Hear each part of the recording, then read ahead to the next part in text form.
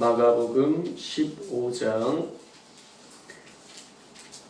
16절에서 20절까지의 말씀 함께 교독하겠습니다. 군인들이 예수를 끌고 브라이도리온이라는 뜰 안으로 들어가서 온 군대를 모으고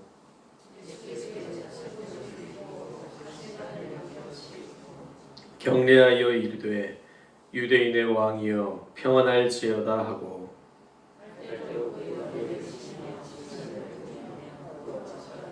함께 읽겠습니다. 희롱을 다한 후 자색 옷을 벗기고 도로 그의 옷을 입히고 십자가에 못 박으려고 끌고 나가니라. 아멘.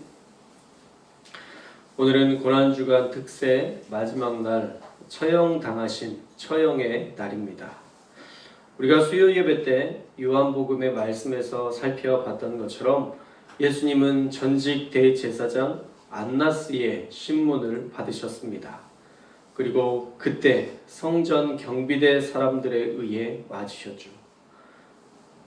그리고 이어 가야바의 신문을 받으셨습니다. 그때 베드로와 요한은 예수님의 마지막을 보려고 도망쳤던 제자들의 무리들에게서 빠져나와 요한과 친척이라는 친분을 이용하여 대제사장 가야바와 친척이라는 그 친분을 이용하여 예수님을 보기 위해 요한과 베드로는 가야바의 뜰에 머물러 있었습니다. 그리고 베드로는 1시간가량 머물러 있으면서 3번이나 예수님을 부인하게 됩니다. 그럼에도 그런 뻘쭘한 상황 속에서도 베드로는 그 자리를 피하지 않고 예수님의 마지막을 지켰습니다. 베드로의 부인만 보면 손가락질하게 되지만 그 중심을 보면 아무도 베드로를 손가락질할 수 없었습니다. 그리고 빌라도의 첫 재판이 시작되었습니다. 이번 주 수요 예배 말씀이었죠. 진리가 무엇이냐라는 말로 빌라도는 사실 예수님의 무죄를 선언했습니다.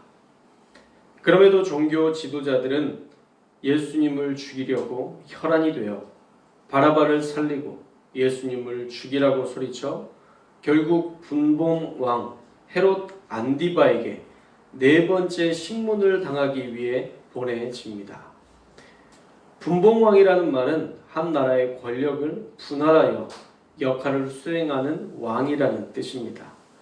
그래서 유대 땅은 안디바라고 불리는 안티파스가, 갈릴리는 아켈라오가, 빌립보 지역은 빌립이, 이 3왕이 분할 통치하였습니다. 그런데 안디바에게 보낸 예수님에 대한 신문도 무죄로 판결을 받으십니다. 사실 안디바는 이미 죄가 없었던 세례 요한을 죽인 것 때문에 유대 땅에서 곤욕을 치렀기 때문에 또 그런 실수를 하지 않으려고 예수님을 무죄로 결론짓고 다시 빌라도에게 보냅니다. 그리고 그 중간 시간에 오전 8시경으로 추정되는 그때에 가룟 유다는 스스로 생을 마감합니다. 그리고 예수님은 다시 5번째 신문을 받기 위해 빌라도에게 보내집니다. 그러나 이미 유대 종교 지도자들은 예수님을 죽이라고 소리칠 사람들을 매수하여 준비했고 거짓 증언자도 매수하여 법정에 세웠습니다. 사실 이 재판은 조작된 재판입니다.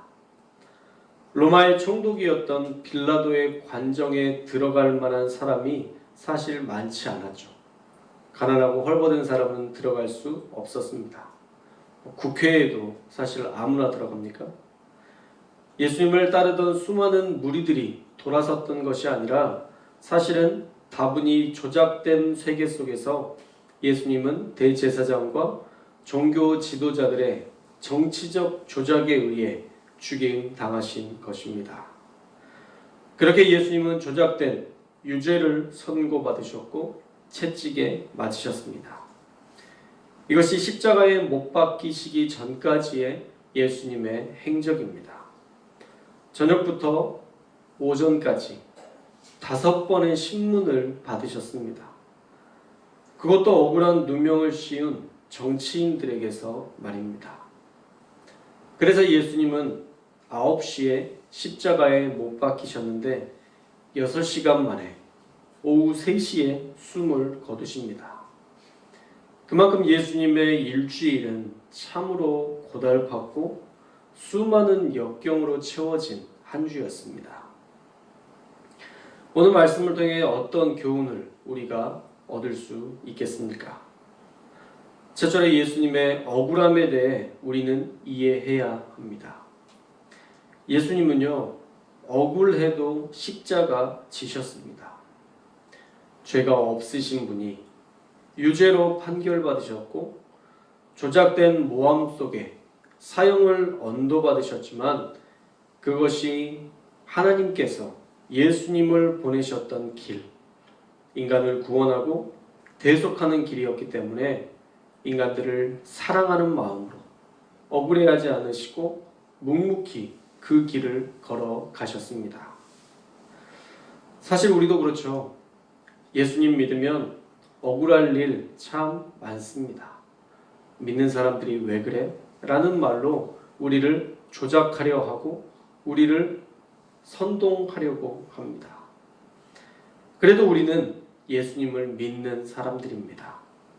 그러니 어떤 일이 있어도 억울해도 예수님처럼 그들을 품고 안으며 함께 갈 수 있어야 합니다. 정말 어려운 일이지만 우리가 그들을 품을 때 예수님은 우리를 안아주시며 우리를 칭찬하십니다. 그리고 그들이 우리를 괴롭혔지만 나중에 그들이 우리 예수님을 높이는 그리고 우리를 높여주시는 우리의 인생을 역전시켜 주시는 그런 하나님의 능력을 보게 해 주실 것입니다. 그러니 억울한 일을 당해도 예수님께 칭찬받기 위해 사람들에게 칭찬받는 것이 아니라 예수님께 칭찬받기 위해 고난을 은혜로 이겨낼 수 있기를 주님의 이름으로 축원합니다. 둘째로 주님은 우리가 돌이키면 언제든 안아주시는 분입니다. 언제든 그러셨습니다. 바벨론의 심판이 가혹했던 것일까? 아닙니다. 오히려 하나님은 바벨론에게 항복한 사람들은 바벨론에게 고이 품게 하셨다가 70년 후에 그대로 그 백성을 돌려보내시겠다고 약속하셨습니다. 그리고 그 말씀마다 예레미야서, 이사야서 모든 말씀들, 예언서의 말씀들을 보면 그들을 향한 심판을 이야기하지만 너희가 돌이키면 언제든지 내 말씀을 듣고 지켜 행하면 나는 너를 내 거룩한 백성 삼아 높여줄 것이다. 계속적으로 약속해 주십니다. 결국 그들이 돌이키지 않았던 것이 문제이지 하나님의 사랑이 떠났거나 하나님의 사랑이 부족했던 것은 아니었다는 것이죠. 그러니 가룟 유다라도 우리 주님은 능히 용서하셨을 것입니다. 그러나 가룟 유다의 가장 큰 문제는요, 돌이키지 않았던 것입니다. 회개하지 않았던 것입니다. 내가 예수님을 배반했기 때문에 예수님은 나를 받아주시지 않을 것이라는 스스로의 착각으로 예수님께 더 나아가지 못했던 것입니다. 받아주시는 예수님을 신뢰했더라면 언제든 안아주시는 하나님이심을 우리가 가룟 유다가 믿고 주님 앞에 나왔더라면 그는 영원한 지옥 형벌을 당하지 않았을 텐데 하는 아쉬움이 있습니다. 그때 좀 뻘쭘하더라도 그때 좀 서먹서먹하더라도 베드로처럼 돌이켰으면 어땠을까? 그 가야바의 뜰에 들어가 예수님을 같이 바라보며 베드로가 부인할 때 오히려 자살할 그 힘으로 나도 예수님의 제자요 라고 외치며 그 죽음의 길에 함께 동참하겠노라고 가룟 유다가 그렇게 소리치며 함께 갔으면 어땠을까? 바울처럼 돌이켰으면 어땠을까? 오히려 지금의 우리에게 그의 돌이킴은 예수님의 더 큰 용서의 능력을 보여줄 수 있었을 텐데 하는 아쉬움이 있습니다. 그렇다면 저와 여러분만이라도 예수님은 언제든 돌이키면 안아주시는 분임을 믿고 날마다 돌이키는 일에 힘을 다하는 저와 여러분들 될 수 있기를 주님의 이름으로 축복합니다. 회개하면 십자가에서 이미 갚으신 그 은혜로 다 용서해 주십니다. 그러니 어떤 죄라도 주님 앞에 나와 용서를 구하며 죄사함을 받는 그런 은혜를 누리는 저와 여러분들 다 되시기를 축원합니다. 마지막으로 예수님은 우리를 위해 채찍에 맞으심으로 나음을 주신 분이라는 것을 기억해야 됩니다. 우리의 허물 때문에 찔림을 당하셨고 창에 찔리셨고 우리의 죄악 때문에 상함을 당하셨습니다. 뼈가 바스러지는 못 박히심을 당하셨습니다. 예수님이 징계를 받으심으로 우리의 삶 속에 마음의 평화를 누릴 수 있고 예수님께서 채찍에 맞으심으로 우리가 나음을 얻게 되었습니다. 그러니 저와 여러분에게 주신 선물 우리가 누릴 수 있어야 합니다. 예수님의 고난에만 멈춰 있으면 사실 반쪽짜리 믿음입니다. 그 고난 후에 주시는 놀라운 은혜가 있음을 알고 그것을 누려야 진짜 온전한 신앙생활을 하고 있는 것입니다.